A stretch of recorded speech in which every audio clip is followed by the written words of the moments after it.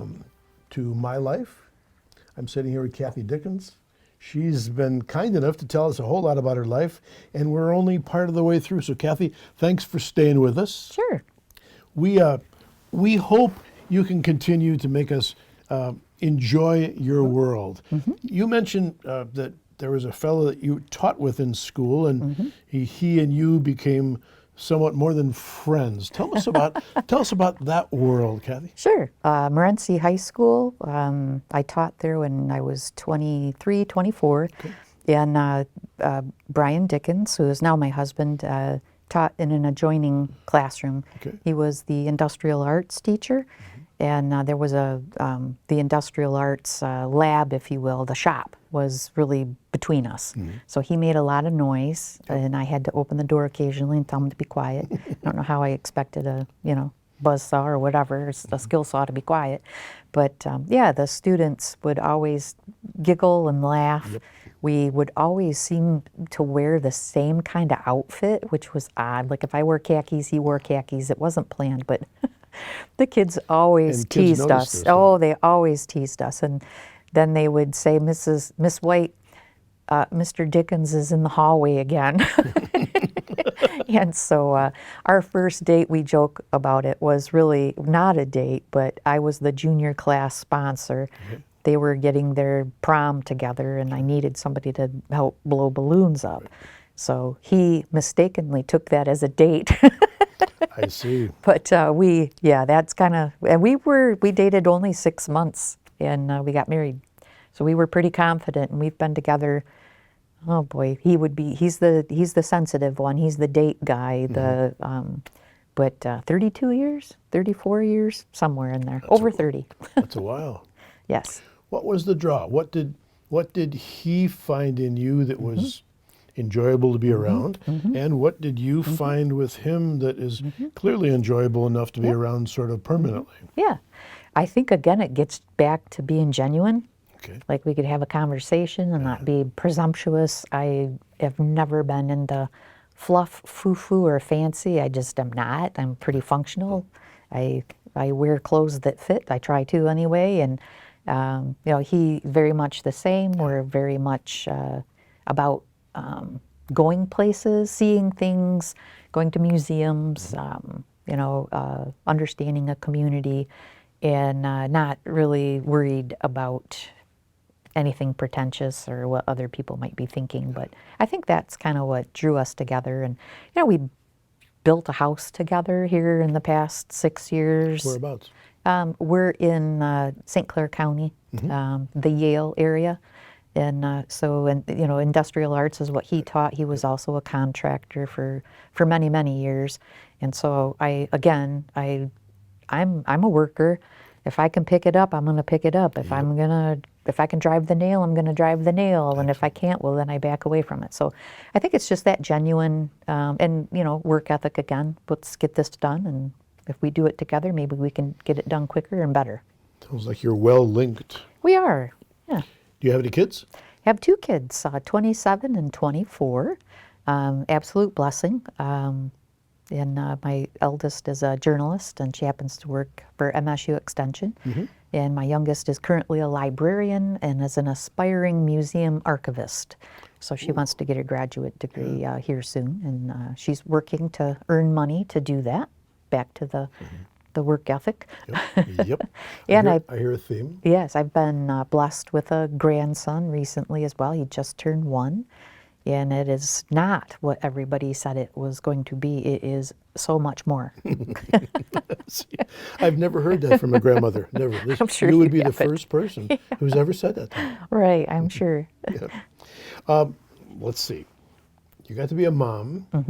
What did becoming a mom do that surprised you? What did becoming a mom achieve in your life that was kind of a surprise? Yeah. Well, quite honestly, I don't think it was a surprise, just because being a mother is one of the greatest gifts that you can have. I always just knew intuitively that you shouldn't become a mother accidentally. You shouldn't, and I don't say that to be judgmental. but if you are, whenever, however you become a mom, it's a blessing. And the child, and I learned this through teaching, I think, in counseling, the child really needs to feel like the center of your universe. And I'm just so lucky that that came naturally for me. I knew that my kids were it. Like I would do anything for them. I still would, even at the age of 27, 24, and they know it. And so it's my life would be incomplete without them. Yep. They do fill us up, don't they? They sure do. Yeah. What are they like? I like to say in many ways they are like me. My oldest is very much a storyteller. Okay. Has been from birth. I mean, she was the theater gal, Yeah. and she, history buff, the nerd in every class at every age that had a didactic conversation with the teacher, and the rest of the class just fell away. Yes. Very intellectual, and she was just a really creative kid from the very beginning, very outgoing. Yep. My younger daughter, quite quiet. I'll listen to you read that book, but I don't need to be on your lap. Yep. I'm going to be over here sewing, or I'm going to be over here drawing. So very creative minds, both of them, but one a little more introverted and one a little more extroverted. And they, like a lot of kids that are 3 years apart, were super, super close as little kids, and then they grew quite apart, and now they're kind of growing back together again, and that's been a joy to watch. It's fun to see that because they're going to be adults for the rest of their life. Correct. And if they're adults that get along pretty well, that's a blessing. Yes, and that visit and call each other and text and just kind of stay Are they in touch. local? Yes, my oldest daughter is about an hour, 20 minutes away, and my youngest is, again, to save money, living with us until she starts her master's degree next fall. Right. I hear you sort of casually mentioned that you're now a grandmother, or that might have been my word, but you started to squirm and glow and giggle and smile a lot. Tell me about the baby. Oh, yeah. Well, he wasn't even a baby at birth, I don't think. He was 10 pounds, 1 ounce, big boy. Big boy. He just turned 1 year, and he's like in the 95th percentile to 100th percentile all around.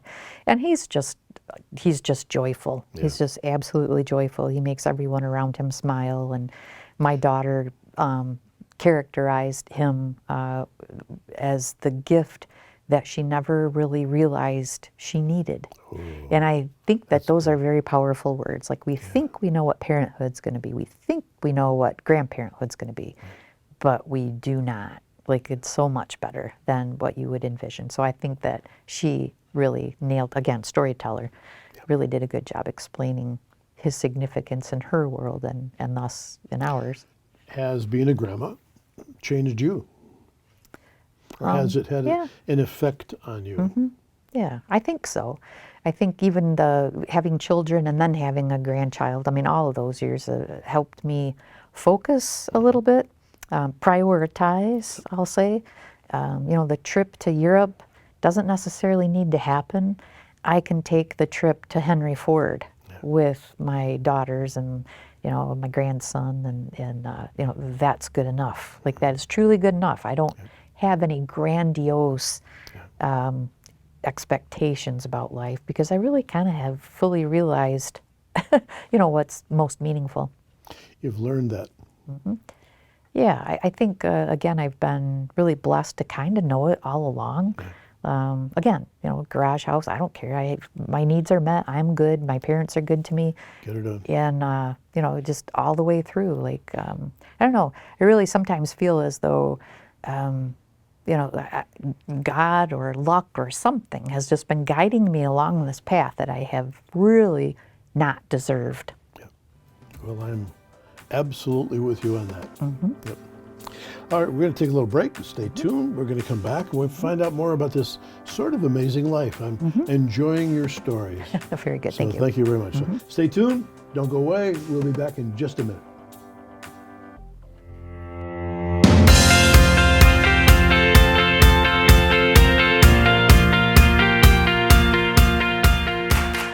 Well, thanks for staying. Thanks for staying. We got you through all kinds of amazing parts of your life.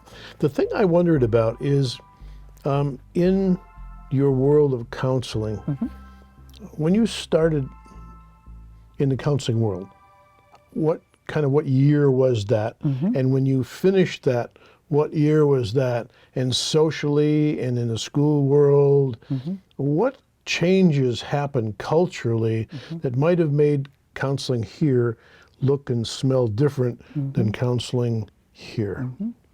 Yeah. So I was 16 years, I guess, in that role, and I would have been 24, like 24 to 40. Got it.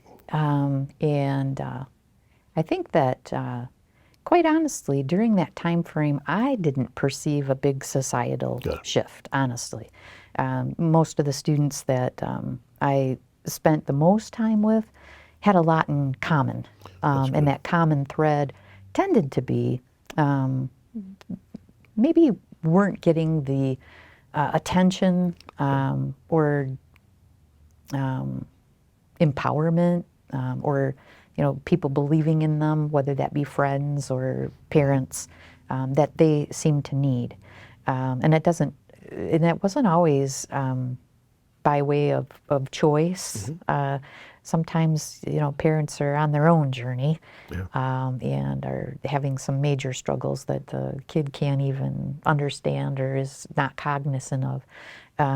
Sometimes we have parents who are going through cancer, they're going through a terrible divorce, they lost a parent, all of these things. Yeah, and so I think that the common thread through all of those years really were that I was the constant. Yeah. I was there every day, could give them a listening ear, which sometimes the kids didn't have at home either. Parents worked second shift or had 3 other siblings, always. And so I think the common thread really was that I could be something they needed at a moment that they needed it. And it really, I don't really think the construct changed much, other than possibly, divorce became more prevalent, split families became more prevalent. But I found that over the years that there were a lot of very functional, fantastic divorced families and split families. I mean, if done, again, keeping the child as the center of your universe, It can work. It can work. It's not easy, and some parents worked really hard at it, but made it happen. And actually, some of the children were in a better spot, after their parents separated. But that was probably, and you kind of. I grew up in a working class environment, and I worked mostly with children whose parents were in a working class environment too, and that can wear on you. Jobs can be tiring. Parents can work nights, which means you got some shift changing with daycare or an aunt watching you. So again, just consistency of a listening ear, a little bit of guidance, and some references, resources at a time that they needed it. Right. Now, how'd you go from the counseling world into, you mentioned the principal administrative leadership role? That's a different world. Yeah, it kind of. Actually, as a counselor, I was an administrator in that particular district. And again, through attrition, like a reduction in student enrollment, they kind of had to put me somewhere or not put me somewhere, or I had to stay and pivot a little or go somewhere else. And I loved the district, I loved the kids, I loved the families, and I didn't want to relocate my children either. And so, the principal position became, was open. I had the appropriate certification to do it, and I hadn't done it yet. So naturally, it was kind of like, well, here we go. Let's give this a try. You had to go back to school for that. I went back to school for that. Actually, I have a certification in central office administration, which I could deploy as a principal. And I did have that prior. I'd already had that in my portfolio when I became principal. Now, did you like that shift from counseling to just full-on admin? Yeah, I did. I was first principal at the junior high. And again, I'd been at the junior high, already 16 years, knew the staff, knew the role. Loved that age. Absolutely loved the goofiness of Yep. Johnny Joe acting like he's 10 on a Monday and acting like he's 30 on a Tuesday. I love Yep. that. And That trying to whole figure out, puberty thing. yeah, trying to figure out like where they're coming from today. I love that. Big shift happened when I went to the elementary. Yeah. I think sometimes people think that, oh, elementary's, peaceful and everything's Easy ride. calm and Yeah. easy, it's like a cakewalk. And I'm here to tell you that kindergarten teachers deserve a medal. I see. So I loved those years that I spent in the elementary. But the difference is, when you're 4 to 8, you're not thinking logically necessarily like an adult. You're not seeing anything outside of yourself. And so, those early years, all hands on deck. So, without a doubt, it was more of a physically engaging job. I loved it though. I loved going to the cafeteria and hanging out in the playground. And but by far the most challenging placement in K-12, I think, is the elementary. In the early elementary, I just hands down would say, those teachers are gifted. One thing that I didn't mention too is I taught college too. Okay. Yeah. Didn't know that. Yeah, so I've done the gamut from developmental kindergarten up through college. And the most challenging, as far as education, the early years, I'd say. I'm glad you said it. I would never have expected that to be true, but I'm thinking your experience might be worth more than my opinion. Yeah, there's a little less self-control, right, when you're 5 or 6. Yes. Although you haven't met some of my friends. Yeah. How'd you end up in teaching college? Well, honestly, I mentioned I got that degree in central office, and I wanted that. I thought at some point I might want to be a superintendent. So the way I did that, just like I got my graduate assistantship to get my first master's degree, I thought, well, they hired me to teach English at SVSU, and they covered then half of my tuition to get my degree. Bravo. So it was basically another free ride, so to speak. I mean, I just worked it, and they gave me half off. I put the income towards the degree and got the degree. The lady is a practical girl. I had, very much. Yep. Did you like the college world? Oh, yeah. I taught at SVSU, and I had taught at Eastern Illinois, too, plus some research. I also taught at Baker. I taught a little at Davenport. It certainly isn't a lucrative position being an adjunct instructor, but it's fun and a little bit addictive, like grant writing. I love the space. I love that age too, and that age really isn't specific. It was different at different locations. Baker was from 25 to 45. And SVSU is more that 18 to 22, and I love that space too. Let's sneak into the grant world because you mentioned it a couple of times, and I'm fascinated with it. How did you find that to be interesting to you?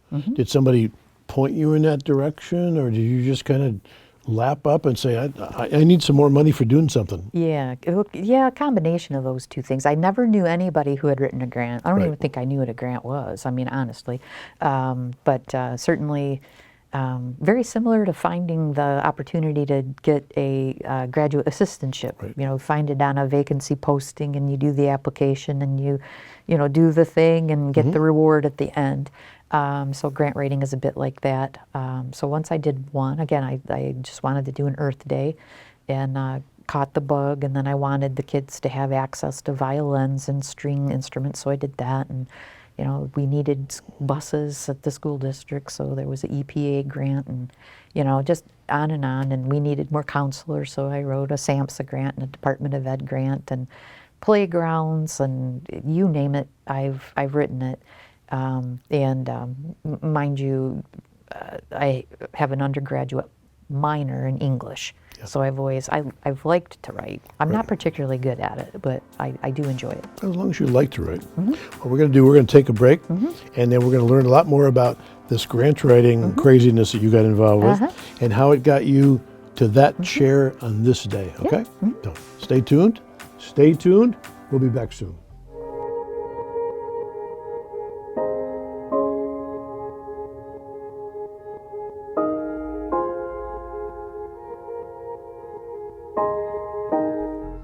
Well, thanks for staying. We're going to talk a little bit about money. You have had some interesting adventures in this grant world, getting money for various things. What limits, is it just your imagination? I mean, is it just simply, I wonder if we could get this and go figure out, and was that always in the era where you can turn around to your computer, or did you have to write letters and stuff like that? How much work was it to start digging into this getting money thing that you do? Well, I'd say that I've been doing it probably since computers and the internet have been available.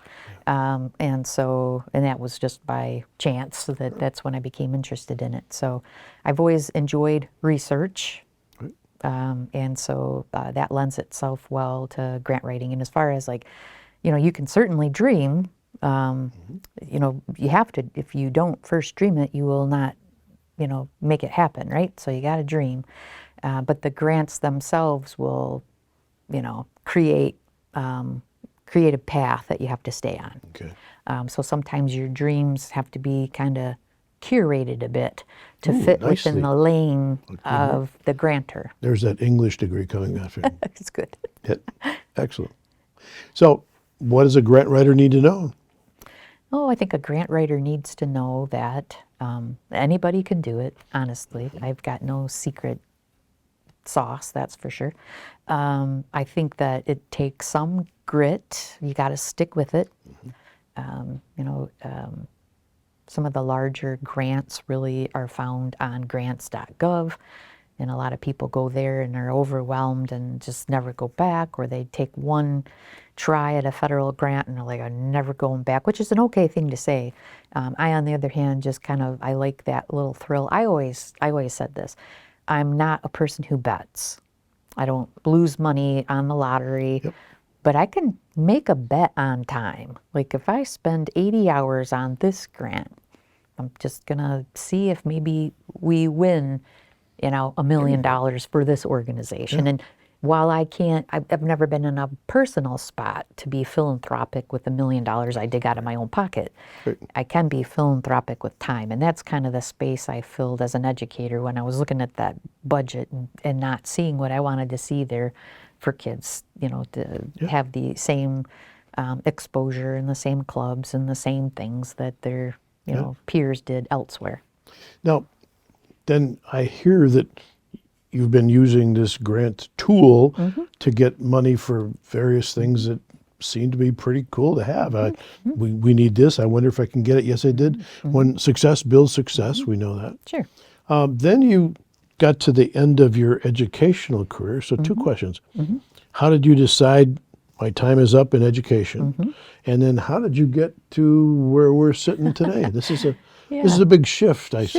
Sure. Well, again, I feel really privileged that I'm almost kind of just lifted up and put in a direction somehow, and I follow it. I don't resist. And so, as an educator at Lakers, I was asked to be a board member for the Huron County Community Foundation. Okay.